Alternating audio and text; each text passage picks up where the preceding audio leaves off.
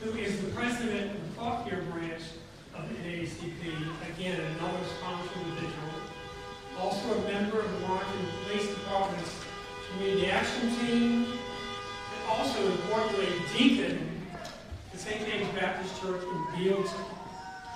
But particularly today, I would say, one of the great pillars of political and spiritual grounding here for all of us. Your presence throughout has just meant so much.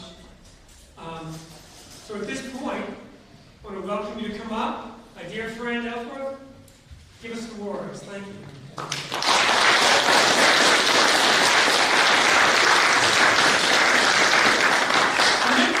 meant to add that all of us younger folk envy this man's wit and energy. We have half of what you got in our 80s.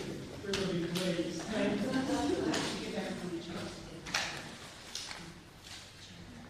First of all, good morning to all.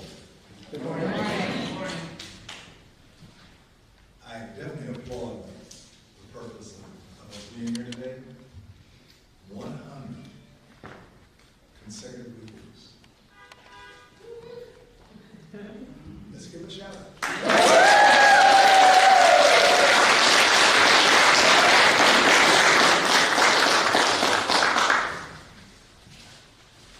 I know each of us have not been here for every weekend.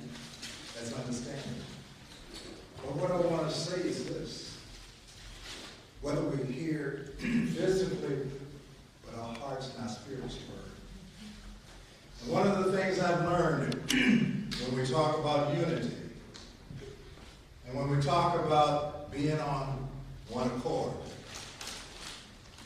we have to be careful of how and what we are unifying ourselves to be part of. We can have negative unity as well as positive unity. But I'm so happy today that I see on the expressions of all of your faces, including mine, that we're here for the purpose of motivating action. Now, what do I mean? What do I have to do? The main thing is have the love of God in your heart. And once that has been impregnated in your system, you have no problem in fulfilling the mission that we all have been assigned to do. The mission of seeking justice. The mission of preparing our lives that we can help others find better jobs, better housing. And let's not leave out health. And let me put an asterisk beside health by saying mental health. Mental health is running rampant.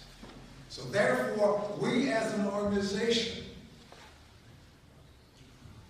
of people who are willing to fight and run to the end to help others who have been denied to come forth and have a better life. That's what these vigils have been all about. It wasn't that we wanted to stand out here with a sign saying this, that, or the other. There was a message, or there should have been a message, in each of our presentations. Each one of those banners that we carried was sending a message. Well, the question is, do you really believe in the message? Or was it just something to do on Saturday morning and come out and shake hands with friends and people you haven't seen for a while? What I'm saying in essence is this. Don't let those 100 weekends of the past, consecutive weekends of the past, stop today. There's a song that someone sang some years ago that says, "We've only just begun." That's what we're doing today. We are just beginning. Anyone who thinks that the struggle of yesterday is not going to be here tomorrow, you're wrong. But I want to leave this thought with you. Regardless much we project into the future. How much we plan for the future. Remember, we can only plan for the future. Because has anyone in here ever lived in the future to come back and tell us what it was like? No. We can only go to one point, and that is what we call right now. And see what happens with right now. This right now that I'm talking about is now history because it's the new right now here. Let's take advantage of right now and continue the fight that we started. There is always going to be a need for equality. There's always going to be a need for equal rights. Just look around. Look around. You remember the old saying of the glass ceiling? Why was such a thing created? Why do we have a glass ceiling if we have equal rights and equal opportunities? Again, I'm going to say to you, thank you for being here. I hope God blesses each of you in a mighty way. And that all our organizations that have been sponsors will continue the mission of helping those who need. Let's break down those barriers of voting rights. Let's break down those rights and privileges of not being able to marry who you like.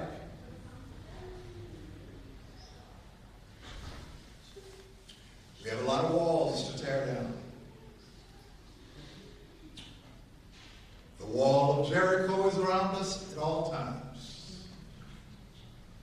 But until we march around, until we blow those trumpets, until we stomp our feet, until we yell and yell and yell, the wall will never come down. And that's what I'm saying to you, ladies and gentlemen, my friends. Remember, the wall of Jericho can come down.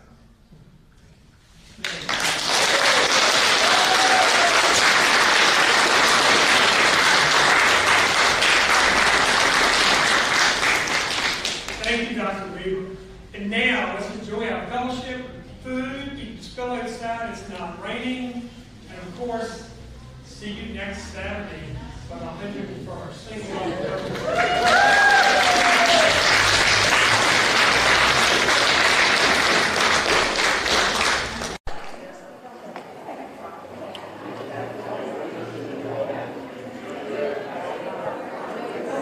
Yeah, we just heard from Dr. Ellsworth Weaver here at the historic Warrenton Courthouse. We're going to try to catch an interview with him and very more as we are here at the 100th Black Lives Matter Vigil for Action.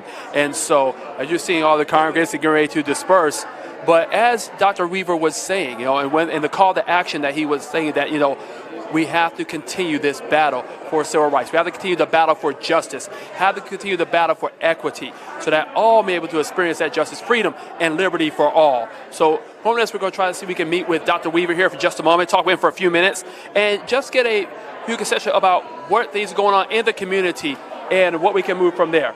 So, you'll follow with us, and we want to continue on. Excuse me, ma'am. And so, we are here live here at the historic Warrenton Courthouse. And so, want to get a chance to talk with Dr. Weaver. Dr. Weaver, John Reid of PD16 Perspective, sir. How are you this morning? Doing well. It's an honor, sir, to talk with you this morning. Thank you so much for the very powerful, poignant, and on-time speech today. So, sir, what does it mean to be able to speak here in the courthouse this morning to encourage the people to continue to fight for action?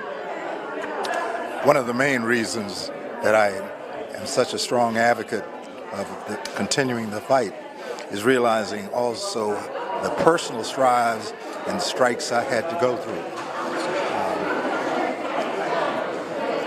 Living basically in a segregated society was a challenge. But as we move ahead and laws change, that's great. But the hearts of man has to change accordingly. And until man's heart changes, we're going to see very, very few sincere changes as far as overall society is concerned. Yes, we can tolerate, but do we really mean it?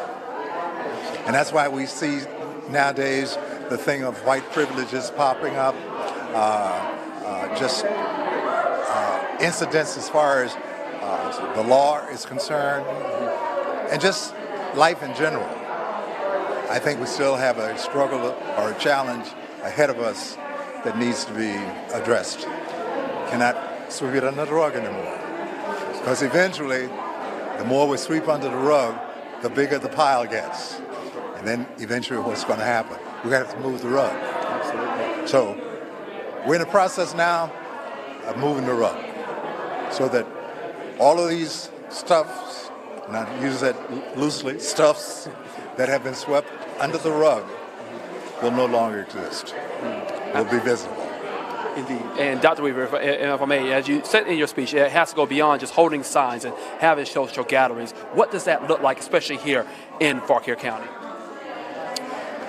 Here in Fauquier County, my perception is this. People become motivated by what they see and what applies to them. Okay? So merely holding up a sign is one thing.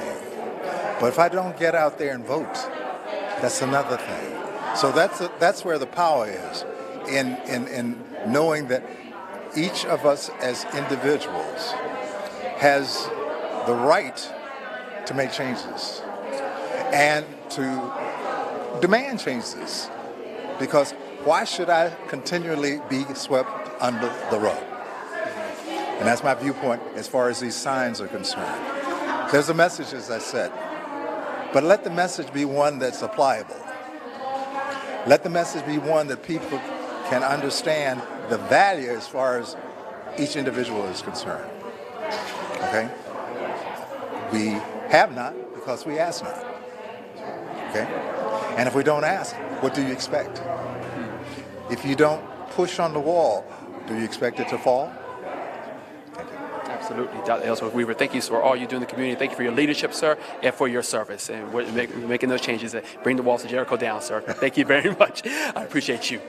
Thank you, sir. Bless you. Thank you so much. And so that was Dr. Ellsworth Weaver with a very powerful speech. And I think we want to do, as we conclude this Black Lives Matter Vigil here, I want to talk with someone who has been very active and very passionate. And we're going to talk with her all morning, with Barbara here. And then we're going to try to see if we can talk with some of the youth as well. Barbara, if you want. And so we want to just kind of emphasize some of the things that have been happening here this morning. And again, it's been 100 vigils for action. It's been people who have wanted to come out, speak, but not just speak, as Dr. Ellsworth was saying, but about coming out and letting people know this needs to change. The systemic racism systems need to change. Oh, excuse me, ma'am, I'm so sorry. And what we want to do as we continue to come out, as people come out to give you to speak, come out to vote, go out to your school boards, make sure local legislators know, and make sure that history is being taught as well. You see it in this building where there has been a lot of decisions that necessarily went against the lives of black people. That being said, now it's being used as a voice for justice. We want to thank each and every one of you for this wonderful, powerful, life-changing event today. This has been the 100 Black Lives Matter Vigil for Action. May it not stop with just the holding of signs and the posts on hashtags on social media. But what we can do is take a lesson from what we've seen. And what we've seen today is there is an opportunity for that change. And by doing so, we can all make a difference because black lives truly matter.